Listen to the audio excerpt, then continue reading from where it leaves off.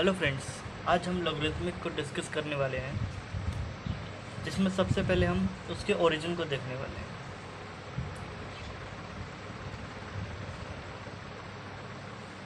Logarithm, जिसको हम short में लॉग भी कहते हैं। इसमें सबसे पहले उसके ओरिजिन को देखते हैं। जैसे मान लीजिए मैं आपसे कहता हूँ 2 की पावर 3 इक्वल्स टू क्या होता है 8। ये आप सभी को पता है। और 2 की पावर 4 कह दूँ तो कितना होगा 16। और 3 का पावर 3 कह दूँ तो कितना होगा 27।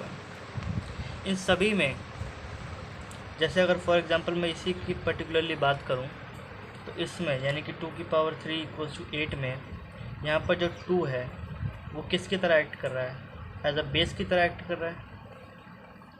3 किसकी तरह एक्ट कर रहा है, एज अ एक्सपोनेंट या पावर की तरह, या जिसको हम इंडेक्स भी कहते हैं, इंडिसेस भी कहते हैं, इंडेक्स की तरह वर्क कर रहा है। और जो 8 है ये रिज़ल्ट की तरह वर्क करता है।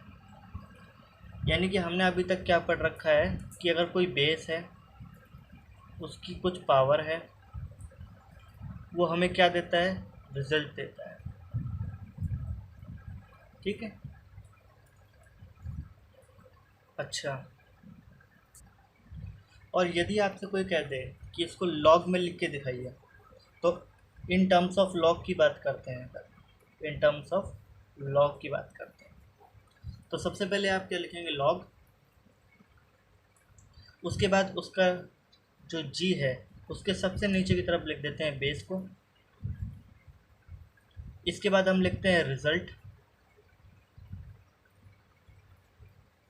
फिर इसके बाद लिखते हैं हम पावर। यानी कि लॉग का बेस और रिजल्ट मिल करके हमें पावर देता है। एग्जाम्पल के तौर पे जैसे हमारे पास 2 की पावर 3 इक्वल्स टू 8 था, तो मैं अगर इसको लॉग में लिखना चाहूँ तो मैं क्या लिखूँगा, सबसे पहले लॉग लिखूँगा। लॉग के बेस में मुझे क्या रखना है 2, क्योंकि एज अ बेस एक्ट कर रहा था वो। इसके बाद हमारा रिजल्ट क्या है 8। इस इक्वल टू कितना होगा, इसकी पावर कितनी है 3। यानी कि आप इसको ऐसे भी प्रोनाउंस कर सकते हो कि लॉग के बेस में जो 2 लगा पड़ा है वो 2 की कितनी पावर होगी जो आपको 8 मिलेगा। ठीक है। या फिर आपसे कोई कह दे, मान लो लॉग की 2 है और यहाँ पर 16 है, लॉग के बेस में 2 और यहाँ पर 16, तो इसका आंसर क्या होगा, यानी कि 2 की पावर क्या रखो जो आपको 16 मिल जाए, तो आप कहोगे 4। यदि आपसे कह दिया जाए लॉग बेस 3 है और आपके पास है 81, तो यानी कि 3 की पावर क्या रखोगे जो आपको 81 आंसर मिल जाए, तो आंसर होगा 4। और यदि और मान लीजिए कि लॉग के बेस में 5 है और आपको कह दिया जाए 125, तो 5 की क्या पावर रखोगे जो आपको 125 एज अ रिजल्ट मिले, तो क्या पावर होगी 3। यानी कि लॉग का जो बेस है, बेस और इक्वल और रिजल्ट को अगर इस फॉर्म में देखते हो तो ये क्या देता है आपको, उस पर्टिकुलर बेस की पावर देता है। ठीक है। अब मान लो लेट मैं इस पूरी चीज़ को फॉर एग्जांपल लॉग बेस में मैं मान लूँ, कोई बेस मान लेते हैं, सपोज एक्स मान लेते हैं बेस, और वाई इसका क्या मान लेते हैं, रिजल्ट मान लेते हैं। इक्वल टू इसको क्या मैं नाम दे रहा हूँ, जेड दे रहा हूँ। ठीक है। या फिर मैं मान लो कह देता हूँ कि लॉग है, उसके बेस में क्या है, जेड है मान लो, और रिजल्ट क्या है यहाँ पर, मान लो एक्स है, इक्वल टू आपके पास क्या है, वाई। ठीक है। तो इस टाइप की रिप्रेजेंटेशन लॉग के लिए इस्तेमाल करते हैं। और यहाँ पर जो बेस है, बेस ऑफ लॉगरिथमिक, यानी कि लॉगरिदम के जो बेसिस हैं वो बेसिकली 3 पार्ट्स में डिवाइडेड है। एक तो इसका बेस हो सकता है ई एक्सपोनेंशियल, या तो इसका बेस हो सकता है 10, या तो इसका बेस हो सकता है अदर देन ई और 10। ई या 10 के अलावा कोई अगर अदर बेस है तो उसको आप थर्ड कैटेगरी में रखेंगे। अच्छा, और लॉग के बेस में ई ज़्यादातर हमारा कहाँ यूज़ होता है?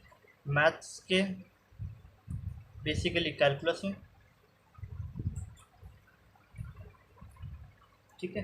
पूरी कैलकुलस में, इंटायर कैलकुलस में हम लॉग के बेस में ई यूज ही करते हैं, एक्सपोनेंशियल को ही लगाते हैं, ठीक है। अब कैलकुलस में भी 2 पार्ट्स आते हैं, यहाँ पे डिफ्रेंसिएशन आता है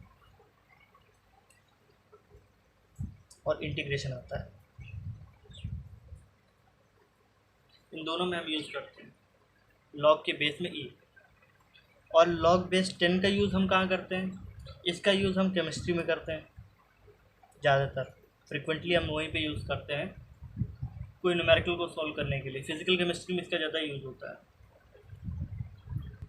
और कभी कभार इसका यूज़ फिजिक्स में भी हो जाता है।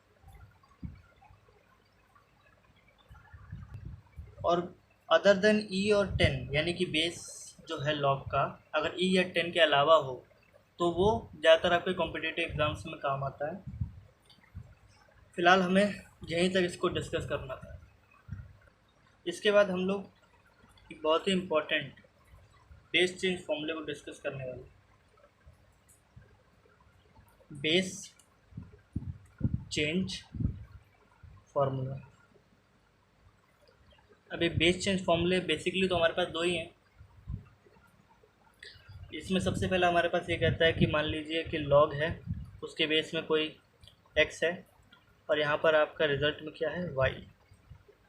तो आप इसे क्या ले सकते हो? लॉग आपने लिखा, अगर आपको इसको स्पेशली अगर एक्सपोनेंशियल के बेस में कन्वर्ट करना हो तभी आप ये अप्लाई कर सकते हो।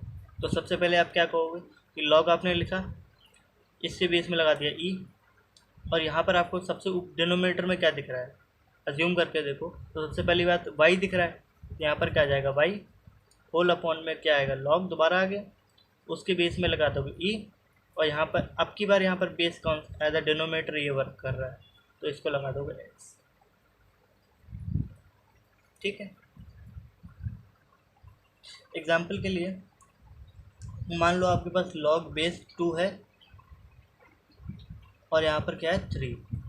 अगर आपको कैलकुलस में इसका यूज़ करना है या फिर किसी अदर चीज़ में यूज़ करना है तो आप सिंपली इसको अगर एक्सपोनेंशियल की टर्म्स में रखना चाहो, यानी कि बेस लॉग का जो बेस है उसे एक्सपोनेंशियल की टर्म्स में कन्वर्ट करना चाहते हो, तो आप सबसे पहले लिखोगे लॉग, बेस में लगा दिया आपने ई, एज अ डिनोमिनेटर यहाँ 3 वर्क कर रहा है तो आप 3 लिख दोगे और नीचे लिख दोगे लॉग बेस ई, और यहाँ पर क्या हो जाएगा एज अ 2 बेस वर्क कर रहा है,